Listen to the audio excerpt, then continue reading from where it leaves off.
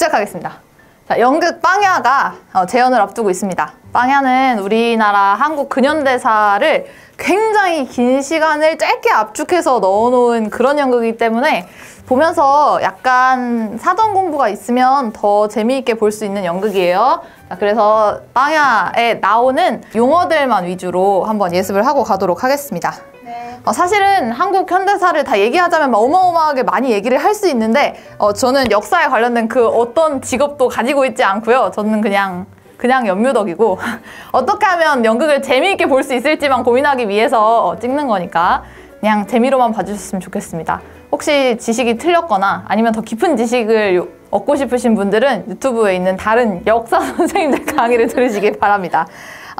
일단은 빵야의 시작이 어디냐? 이걸 좀 그려볼까요? 자, 1945년도부터 시작합니다. 1945년도에 무슨 일이 있었죠? 광복!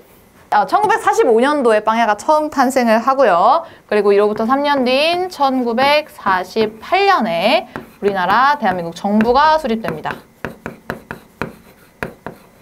그리고 이로부터 2년 뒤인 1950년에 무슨 전쟁이 있었죠?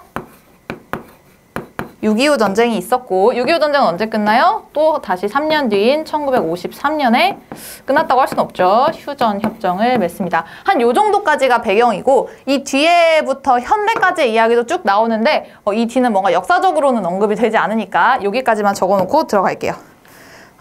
역사의 흐름보다는 아까 말했던 것처럼 용어 위주로 설명을 하는 게 좋을 것 같은데 그게 어떤 용어가 딱 튀어나왔을 때 이게 뭐야? 하지 않을 정도로만 알아가면 좋을 것 같습니다. 이걸 막 앞뒤의 내용을 다 말해버리면 등장인물들의 스포가 되기 때문에 최대한 극에 대해서는 스포가 되지 않는 선에서 극을 재미있게 볼 수 있는 정도로 설명을 할게요.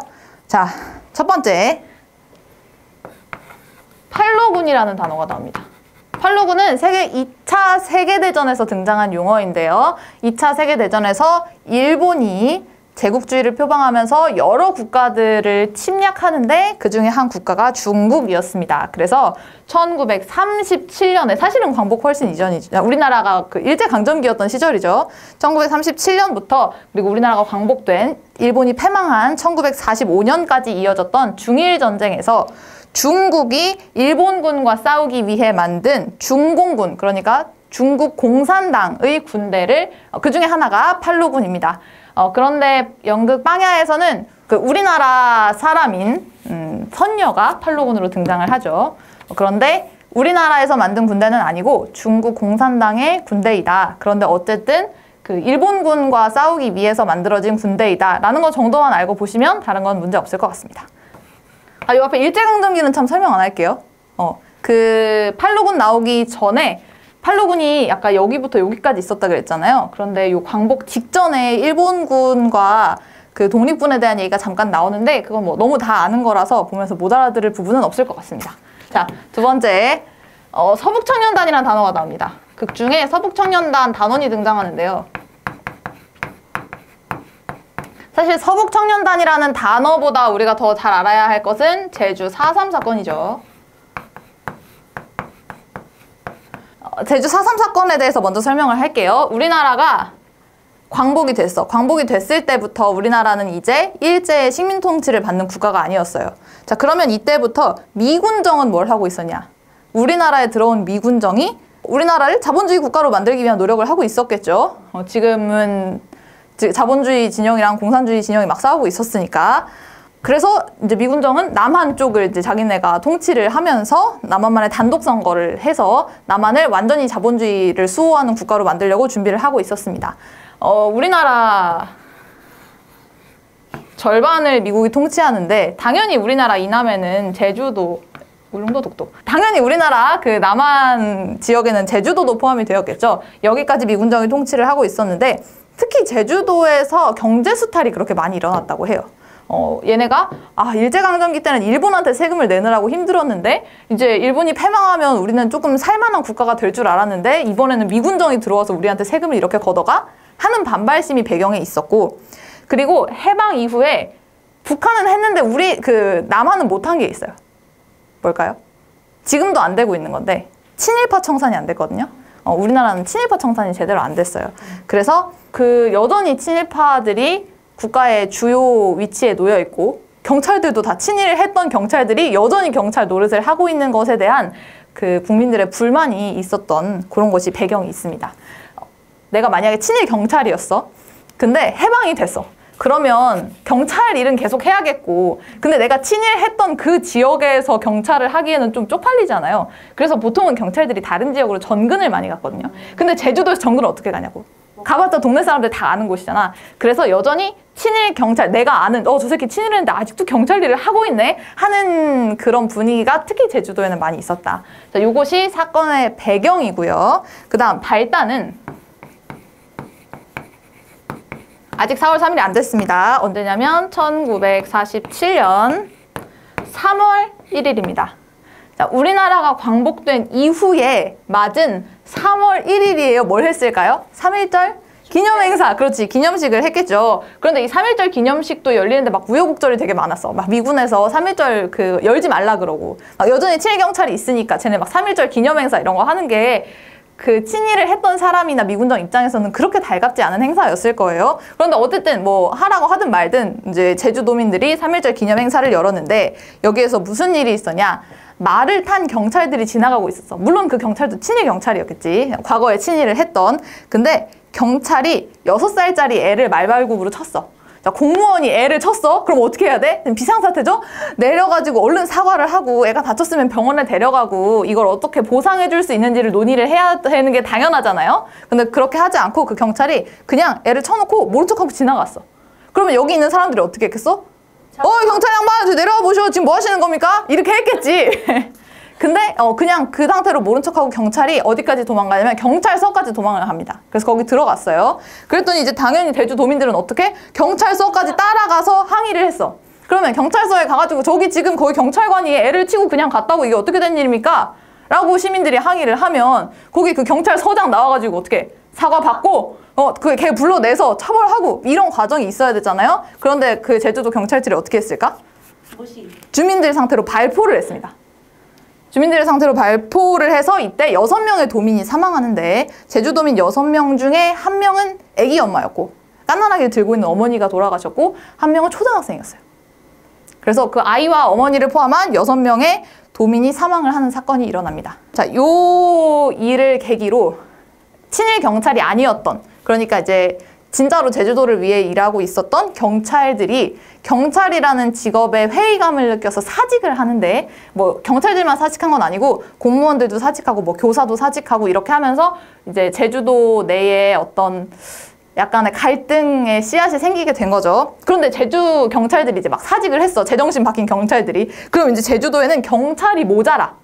그래서 육지에서 응원경찰이라고 이제 경찰 수를 보충해 준 거죠. 제주도에 원래 있지 않은. 자, 경찰이 파병이 되는데 이때 정식 경찰만 내려온 게 아니라 서북청년단이 같이 내려옵니다. 자, 경찰은 그냥 경찰이고요. 서북청년단은 무슨 출신이냐? 이 서북이 우리나라의 서쪽 북쪽이니까 여기야. 이 서북이 어디냐면 평양 지역인데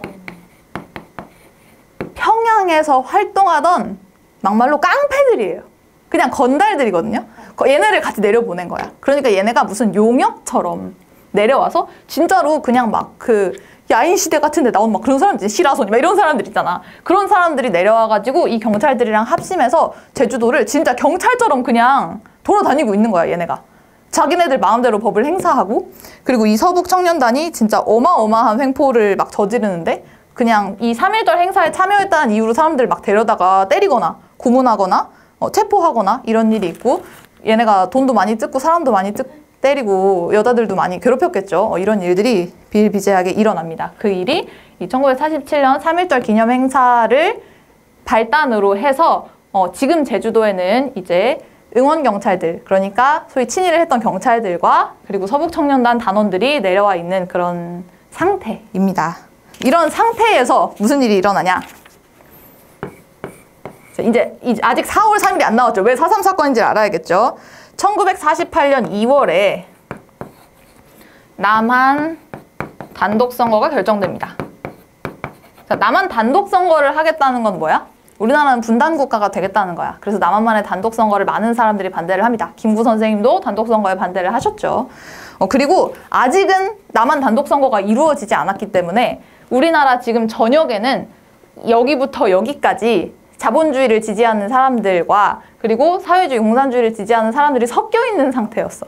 그러니까 지금 남한 쪽에 내려와 있는 사회주의자들은 남한이 단독 선거를 해서 미국 산하에서 진짜로 자본주의 수호 국가가 되면 어떡해? 자기네들은 큰일 나는 거야. 그래서 이 남쪽에 내려와 있던 그 사회주의를 하는 사람들도 모두 남한만의 단독 선거를 반대하는 상황이었겠죠. 전국에서 어마어마한 반발에 부딪히는데, 그래서 이제 그 사회주의자 집단, 특히 이제 노동당, 북조선에 있는 노동당을 북노당이라고 하고요. 남조선에 있는 남조선 노동당을 줄여서 남로당이라고 하는데, 이 남로당에 인민위원회가 있었는데 그 사람들이 드디어 나옵니다. 1948년 4월 3일에 남로당이 주축이 되어서 이 인민위원회가 경찰서를 습격합니다. 경찰서를 습격해서 남한만의 단독 선거를 하는 것을 반대하는 운동을 펼쳤던 거죠.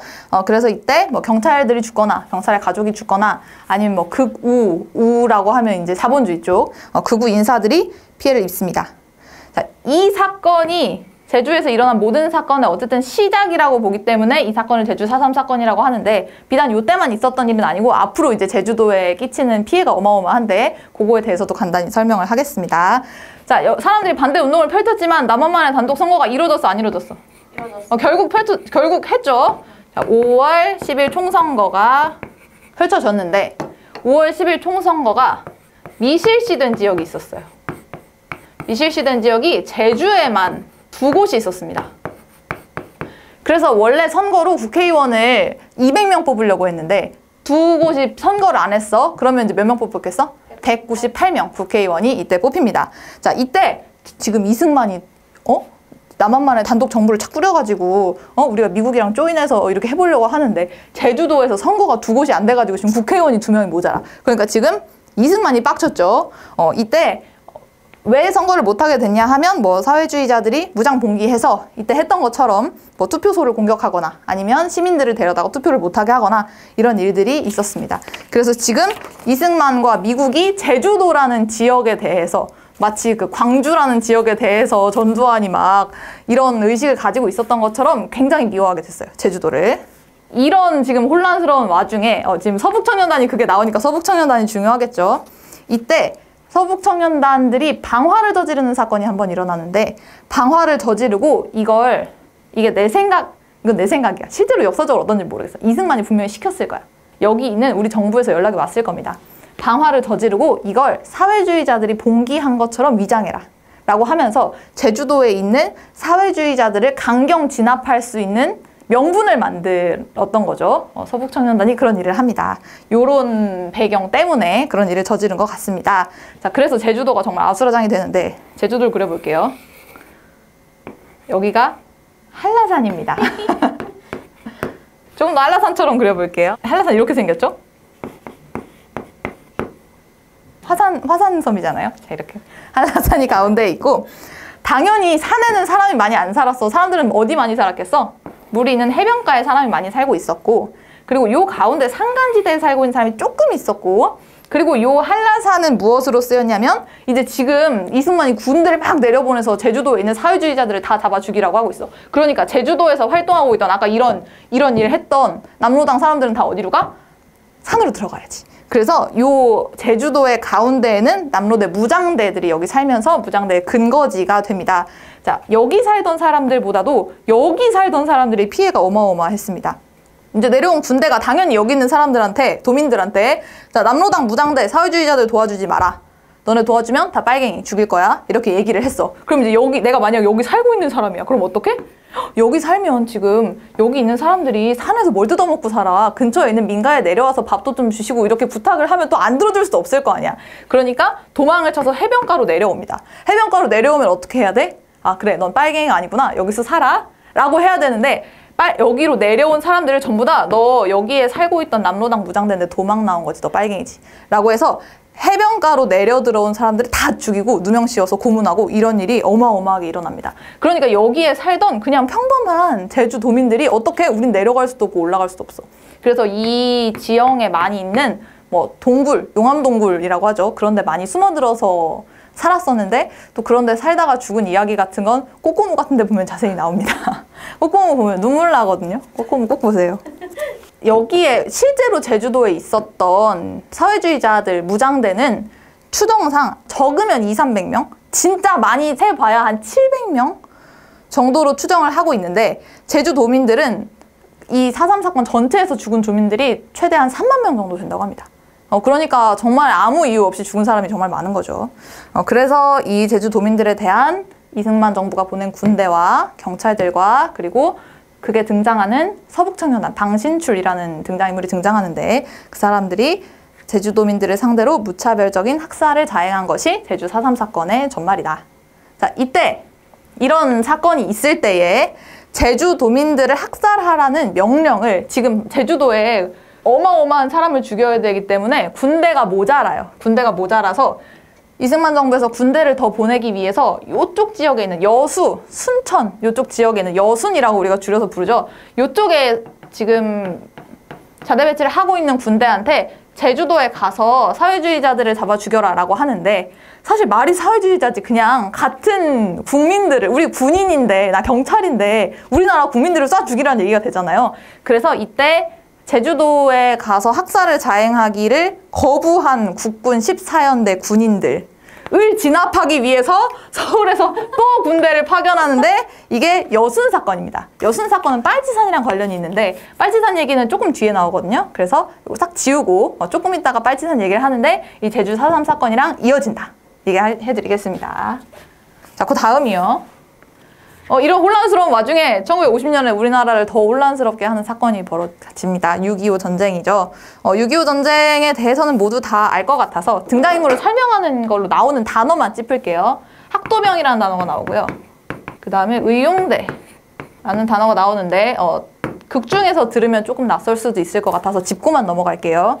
학도병은 당연히 학생이 병사가 된 것을 학도병이라고 합니다. 전쟁에 참여한 학생들, 특히 여기에서는 이제 남한군 전쟁에 참여한 학도병이 나오는데 이 학도병에 대해서 그냥 조금 조사를 해보니까 학생들이 자발적으로 지원을 한 경우도 있고 아니면 학교에서 이렇게 학교 지금 전쟁 때문에 학교 다 휴교 중인데 뭐 교장 선생님이나 뭐 재단 이사님이나 애들을 다 학교에 나오라고 해서 약간 이렇게 선동해서 학생들을 자원 입대하게 하는 경우가 많았다고 해요. 근데 이런 학생들이 군복도 못 받고 학생들이니까 계급도 못 받고 그 군번줄 이런 것도 없는 상태에서 정말 많은 전투에 동원이 되었고 많은 희생을 치렀다고 나오더라고요. 학도병 관련돼서도 너무 슬픈 얘기가 많은데 하지 않겠습니다. 슬프니까요. 의용대는 그냥 군대라는 뜻이에요. 그런데 국가가 조직한 군대는 아니고 민간인으로 조직한 군대. 민간인으로 군대를 조직을 왜 해? 국가가 위급한 상황이니까. 그래서 국가 위급 시에 민간인으로 조직한 군대. 그리고요, 이 극에서는 인민의용대가 나옵니다. 인민의용대는 북한에서 민간인이 자발적으로 조직한 그런 군대가 되겠고요. 네, 이거는 그냥 알고만 계시면 되겠습니다. 6.25 전쟁이 발발했고 극 중에서 보면 이제 학도병과 인민의용대 서로 적군이죠. 이 적군들끼리 또 스포니까 말 안 할게요. 자, 그 다음 마지막이요. 빨치산이라는 단어가 등장합니다. 극에서 설명되는 그 역사 속 인물들 중에는 뭐 정말 마지막에 스치듯이 설명되는 뭐 고래잡이 뭐 이런 사람들을 제외하면 그 서사가 나오는 인물들 중에는 가장 마지막에 나오는 인물이 이 빨치산 소속입니다. 극 중에서는 이 빨치산이 6.25가 다 끝날 때쯤에 그러니까 1952년의 빨치산부터 1953년의 빨치산까지 이야기가 나오는데 사실 여순 사건은 조금 더 옛날에 있었던 일이죠. 1948년 10월에 있었던 일입니다. 이때 빨치산이라는 단어가 처음 등장했기 때문에 요거부터 설명을 할게요. 아까 얘기했던 것처럼 제주 4.3 사건 때 제주도에 가서 사람들을 진압해라 라는 명령을 받은 14연대 군인들, 여수 순천에 주둔하고 있었던 사람들이고요. 이 사람들이 제주도 진압을 거부합니다.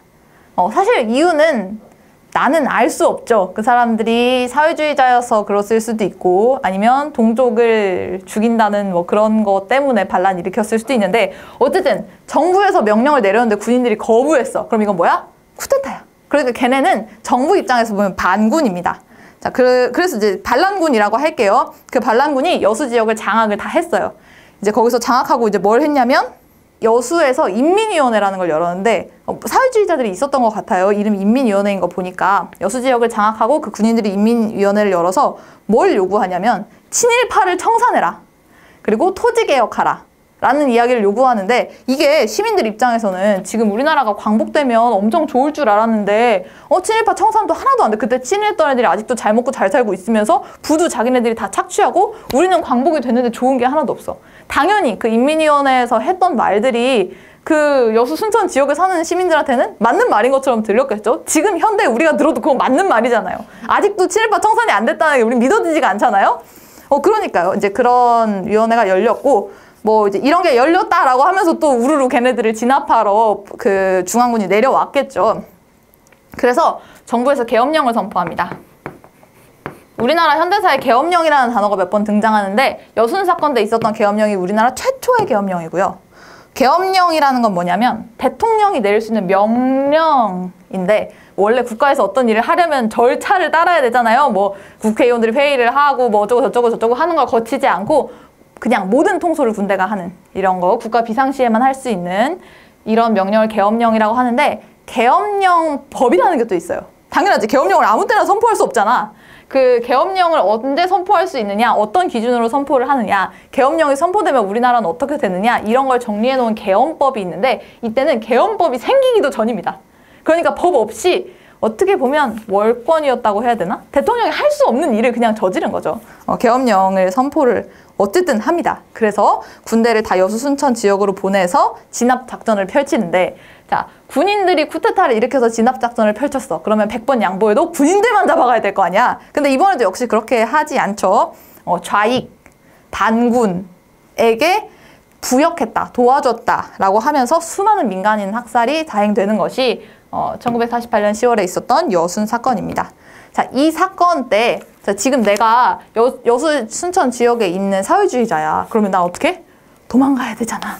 자, 그래서 이때 지리산으로 사람들이 숨어듭니다.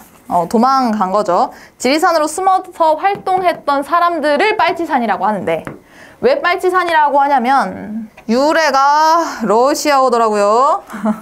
파르티잔. 영어로 러시아어로는 못 써서요. 한국어로 쓸게요.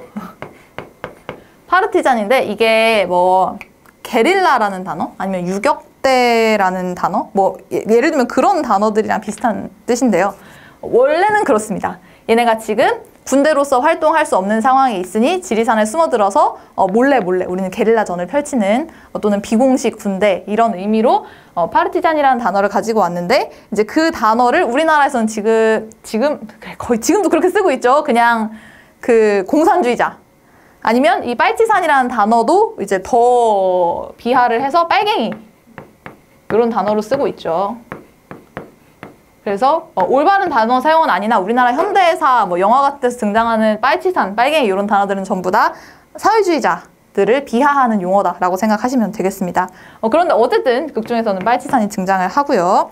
그리고 이 1948년 10월 여순 사건으로 숨어들었던 이 빨치산들이 6.25 전쟁이 끝날 때까지 계속해서 비정규군으로 활동을 합니다. 아무래도 사회주의자들이 숨어들었으니까 북한 측 어떤 군대로 활동을 하고 있었겠죠. 그리고 극중에 등장하는 빨치산이 1953년 휴전 이후에 어떻게 되었는지가 극중에서 등장을 합니다. 자, 사실은 이 정도만 알아도 나머지는 못 알아들을 말이 없어요. 말이 좀 우다다다 나오긴 하는데 정신만 차리고 있으면 아무것도 놓칠 만한 건 없고요. 마지막으로 극중에 등장하는 그 역사 속에 등장하는 인물, 현대 인물들 말고 역사 속 인물들만 한번 쭉 정리를 해놓고 그 사람들이 어떤 직업이라고 하긴 좀 그렇지만 어떤 일을 했는지만 정리를 쫙 하고 끝내도록 할게요. 이거는 시놉시스에도 나와서 다들 아시겠지만 빵야는 총이고요. 1945년에 우리나라에서 제조된 일본식 소총입니다. 자, 그 소총이 1945년부터 여러 사람의 손을 거치는 이야기가 나오는데 빵야의 주인이었던 사람들을 순서대로 한번 이야기를 해볼게요. 첫 번째가 기무라 씨. 기무라 씨. 이름만 봐도 일본군 장교, 일본군 소대장이라고 써있는데 원래 이름이 뭐였는지가 기억이 안 나. 친일파였습니다. 그런데 너무 친일파였어서 한국 이름이 뭐였는지도 기억이 나지 않아요.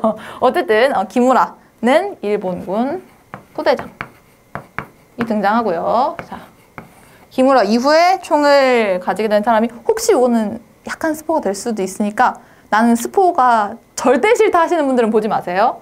자, 길라미한테 넘어갑니다.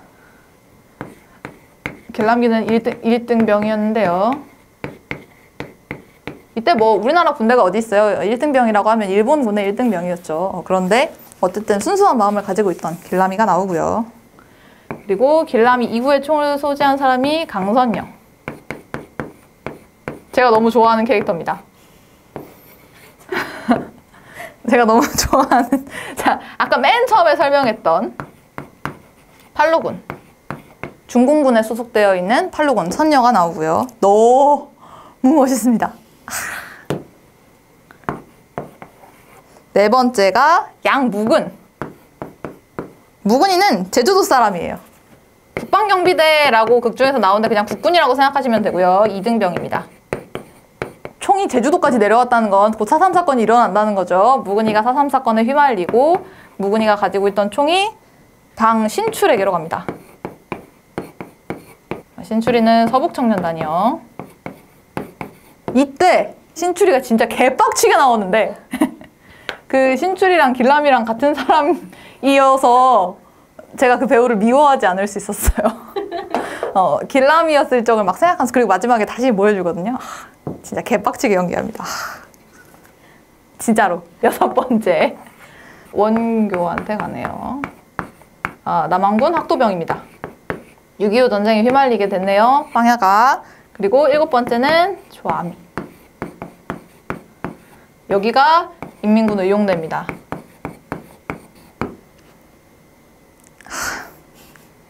수건 가져가세요. 그리고 8번째 가기 전에 잠깐 박동식이라는 사람이 나와요.